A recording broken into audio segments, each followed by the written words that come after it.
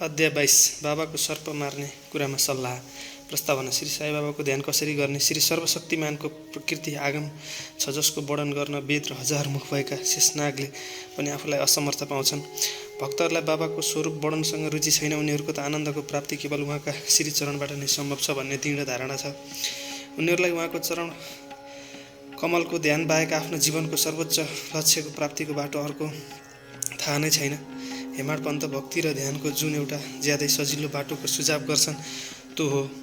कृष्ण पक्षको आरम्भ भएपछि चन्द्रमाका कलाहारहरू दिन प्रतिदिन घटेर नै जान्छन् र प्रकाश पनि क्रमशः क्षीण हुँदै जान्छ र अन्त्यमा औँसीको दिन चन्द्रमामा पुरै देवपछि चारैतिर रातको भयङ्कर अँध्यारो आउँछ। तर जब शुक्ल पक्ष प्रारम्भ हुन्छ अनि मानिसहरू चन्द्र दर्शनको लागि ज्यादै उत्सुक हुन्छन्, त्यसपछि द्वितीयमा चन्द्रमा स्पष्ट रूपले नदेखिएका बखतमा मानिसहरूलाई रुखको दुईवटा हाँगाको बीचबाट चन्द्र दर्शन गर्न भनिन्छ।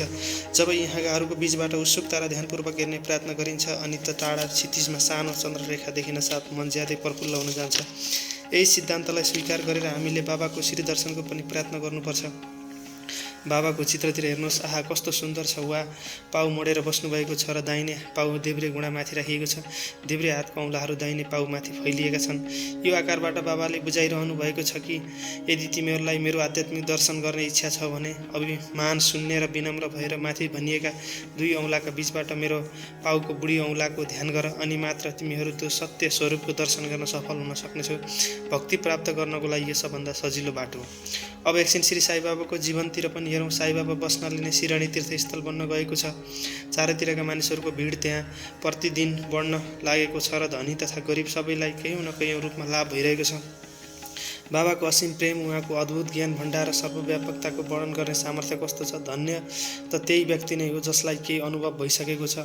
कहिले कहिले उहाँ ब्रह्ममा डुबिरहनाको कारणले लामो मौन धारण गर्नुहुन्छ। कहिले कहिले उहाँ चैतन्य धन र आनन्द मूर्ति बनेर भक्तहरूबाट घेरिएर बस्नुहुन्थ्यो।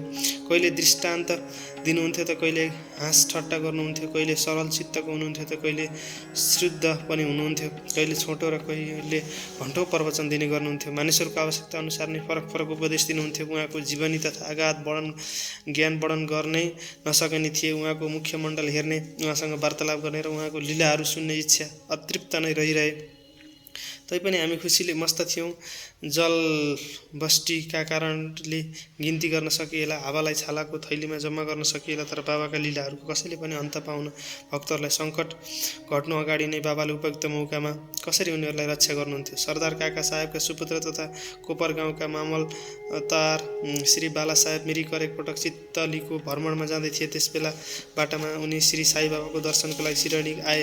उनले मस्जिदमा गएर बाबाको पाउमा दर्शन गरेर सधैँको झैँ स्वास्थ्य तथा अरू विषयमा चर्चा गरे।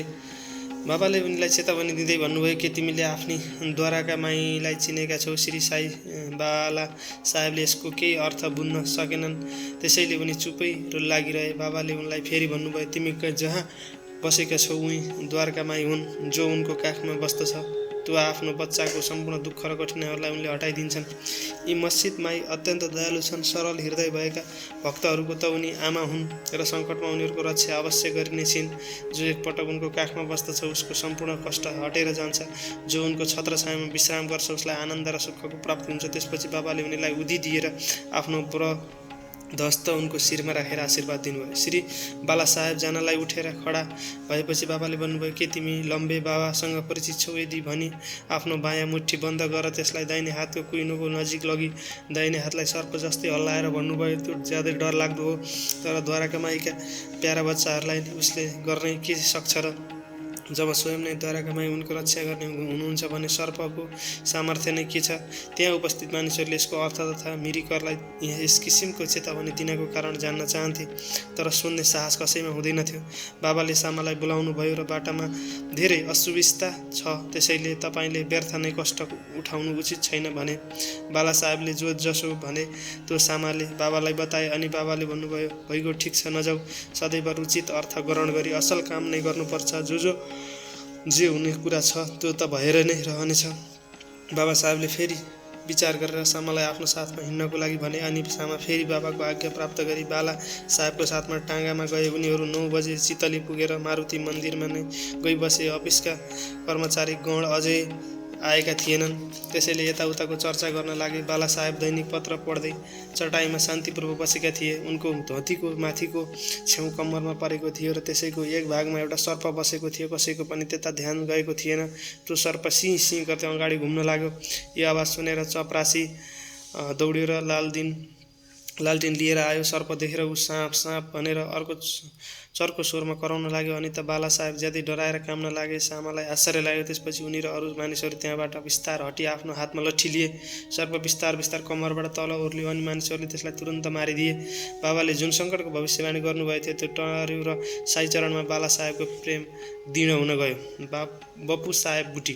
एक दिन धेरै ठुला ज्योतिषी श्री नाना साहेब डेङ्गलेले बाबु साहेब बुटीलाई भने, आजको दिन तपाईँको लागि ज्यादै अशुभ छ र तपाईँको जीवनको लागि नै डरलाग्दो छ। यो सुनेर बाबु साहेब ज्यादै अधैर्यपूर्ण भए। जब सधैँको जस्तै उनी बाबाको दर्शन गर्न गए र त्यसबेला बाबाले भन्नुभयो, यी नाना के भन्छन्, यिनले तिम्रो मृत्युको भविष्यवाणी गरिरहेका छन्, तर तिमीले डराउनु पर्ने कति पनि आवश्यकता छैन। यिनलाई मजबुत भएर भनिदेऊ कि भइगयो, हेरौँ कालले मलाई कसरी अपहरण गर्दो रहेछ। साँझको समयमा बाबु आफ्नो शय्या गृहमा जाँदा उनलाई एउटा सर्प देखिन गयो। उनको नोकरले पनि सर्प देख्यो र त्यसलाई मार्न एउटा पत्थर उठायो। बाबु साहेबले एउटा लामो काठ मगाए, तर काठ आउनभन्दा पहिले नै त्यो साप टाढा पुगेको देख्यो र तुरुन्त नै जनरबाट नदेखिने भयो। बाबु साहेबलाई बाबाको अभयपूर्ण वचनको सम्झना भयो र ज्यादै नै खुसी लाग्यो।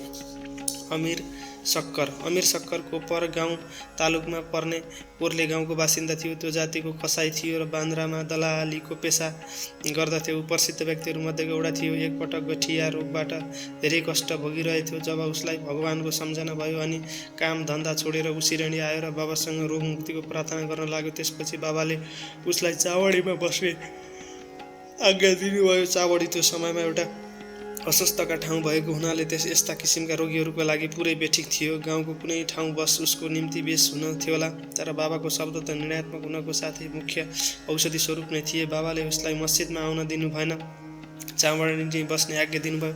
उहाँ उसलाई धेरै फाइदा भयो। बाबा बिहान बेलुका चावडी हुँदै जानुहुन्थ्यो र एक दिनको फरकमा जुलुसको साथ त्यहाँ आएर त्यहीँ नै विश्राम गर्नुहुन्थ्यो। यसले गर्दा अमिरलाई बाबाको समीप्य सजिलैसँग प्राप्त हुने गर्दथ्यो। अमिर त्यहाँ पुरा 9 महिना बस्यो। जब कुनै अरू कारणले उसको मन त्यो ठाउँबाट वाक्य भयो अनि एक रात चोर झैँ कसैलाई थाहै नदिई त्यो ठाउँ छोडेर कोपर गाउँको धर्मशालामा गएर बस्यो। त्यहाँ पुगेर उसले मर्न लागेको एउटा फकिर देख्यो। त्यसले पानी मागिरहेको थियो। अमिरले त्यसलाई पानी दियो, जुन पिउन साथ उसको देहान्त भयो। अब अमिर कर्कत व्याविमुठ भयो। उसलाई विचार आयो, अधिकारीहरूलाई यसको सूचना दिउँ भने म नै मृत्युको लागि उत्तरदायी ठहराइन जानेछु। पहिलो सूचना पुर्याउने नाताले मलाई नै अवश्य यस विषयमा बढी जानकारी होला भनी सर्वप्रथम म नै पक्रिन जानेछु इत्यादि। अनि त आज्ञा बिना सिरणी छाडेको उताउको कामले उसलाई बडो पश्चाताप भयो। उसले बाबालाई मनमा नै प्रार्थना गर्यो र सिरणी फर्कने निश्चय गरी त्यही रात नै बाबाको नाम लिँदै उज्यालो हुनु अगाडि नै सिरणी पुगेर चिन्ता मुक्त भयो। त्यसपछि ऊ चावडीमा बाबाको इच्छा र आज्ञा अनुसार रहन लाग्यो र चाँडै नै रोग मुक्त भयो। एक समय आधा रातमा बाबाले जोरसँग, ए अब्दुल, कुनै दुष्ट प्राणी मेरो बिछौनामा चढिरहेको छ भनी बोलाउनु भयो। अब्दुलले लालटिन लिएर बाबाको बीच ओछ्यान हेर्यो, तर त्यहाँ केही पनि देखेन। बाबाले ध्यानपूर्वक सबै ठाउँ निरीक्षण गर्नु भन्नुभयो र आफ्नो छडी पनि जमिनमा बजार्न लाग्नुभयो। बाबाको यो लीला देखेर अमिरले बाबालाई कुनै सर्प आएको शङ्का भएको होला भन्ने धेरै सोच्यो। धेरै समयसम्म बाबाको सङ्गतमा रहेको हुनाले अमिरलाई उहाँका शब्द र काम बुझ्न सक्ने शक्ति आइसकेथ्यो।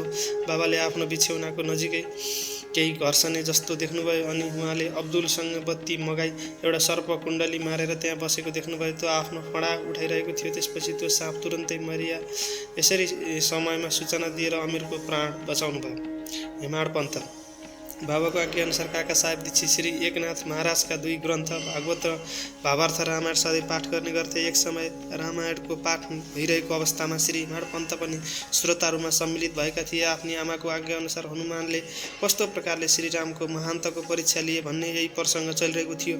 सबैजना मन्त्रमुग्ध भइरहेका थिए र हेमाड पन्तले पति त्यही अवस्था थियो। थाहा भएन कहाँबाट एउटा बिच्छी उनीमाथि खस्न आयो र उनको कानमा बस्यो। यो कुराको उनलाई थाहै भएन।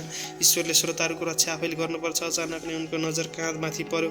उनले त्यो बिच्छी देखे। त्यो मरे जस्तै नै भइरहेको थियो। मानव ऊ पनि काँधमा कथाको आनन्दमा तल्लीन भए जस्तो थियो। हरि इच्छा भन्ने सम्झी उनले श्रोताहरूलाई कुनै विघ्न नपारी त्यसलाई आफ्नो धोतीका दुवै किनारा मिलाएर त्यसमा बेरी टाढा लगेर बगैँचामा छोडिदिए। एउटा अर्को समयमा साँझको बेला काका साहेब वाडाको माथिल्लो खण्डमा बसेका थिए। त्यसबेला एउटा साँप झ्यालको चौकसको एउटा पालभित्र पसेर कुण्डली मारेर बस्यो। त्यति बत्ती ल्याएपछि पहिले त केही चलबल आयो, अनि फेरि चुपचाप बसिरह्यो र आफ्नो फणा हल्लाउन लाग्यो।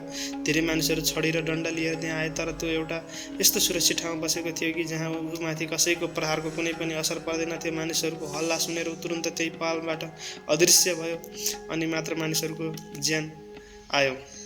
बाबाको विचार। एउटा भक्त मुक्तरामले भन्ने लागे, छोड बेसै भयो, एउटा बिचारा जीव बाँच्यो। श्री हेमाड पन्तले त्यो कुरालाई उपेक्षा गरेर साप मार्नु नै उचित हो भने। यसकारण यो विषयमा वादविवाद हुन लाग्यो। एक थरीको मत साप र त्यस्तै अरू जन्तुहरूलाई पनि मार्नु नै उचित हो भन्ने थियो भने अर्को थरीको यसको उल्टो थियो। रात धेरै गएकोले कुनै टुङ्गोमा नपुगेर नै उनीहरूले आफ्नो वादविवाद स्थगित गर्नु पर्यो। भोलिपल्ट यो प्रश्न बाबाको अगाडि ल्याइयो, अनि त्यसमा बाबाले निर्णायक वचन भन्नुभयो, अब सब जीवहरूमा तथा सम्पूर्ण प्राणीहरूमा ईश्वरको नै वास छ। चाहे त्यो सर्प होस् कि बिच्छी, उहाँ नै यो विश्वका नियन्त्रणकर्ता हुनुहुन्छ र सबै प्राणी, साँप, बिच्छी इत्यादि उहाँकै आज्ञाकै पालन गर्ने गर्छन्। उहाँको इच्छा बिना कसैले पनि अर्कालाई हानि पुर्याउन सक्दैनन्। सम्पूर्ण विश्व उहाँकै अधीनमा छ, स्वतन्त्र कोही पनि छैन। यसैले हामीले सबै प्राणीलाई दया र स्नेह गर्नुपर्छ। सङ्घर्ष, वैमनस्य या संहार गर्न छोडेर शान्त चित्तले जीवन बिताउनु पर्दछ। ईश्वर सबैको नै रक्षक छन्।